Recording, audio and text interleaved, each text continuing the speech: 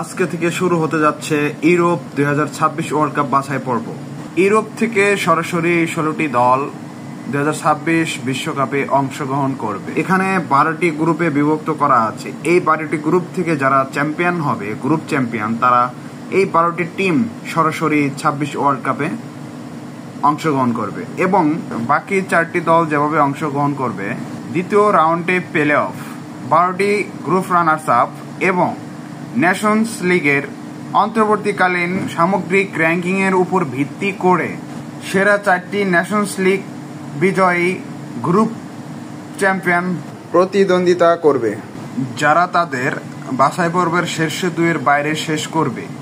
এই 16টি দলকে নিয়ে 4টি গ্রুপে 4টি দল করে নিয়ে বিভক্ত করা হবে। প্রতিটি গ্রুপের ফাইনালের আয়োজককে 2টি সেমিফাইনালে বিভক্ত করে ড্রয়ের মাধ্যমে নির্ধারিত করা হবে। সো বন্ধুরা, ধন্যবাদ সবাইকে। এরকম ভিডিও পেতে অবশ্যই আমার চ্যানেলটি সাবস্ক্রাইব করবেন এবং ইউএফএর এই নিয়মটি বোঝানো খুব কঠিন ব্যাপার ভাই।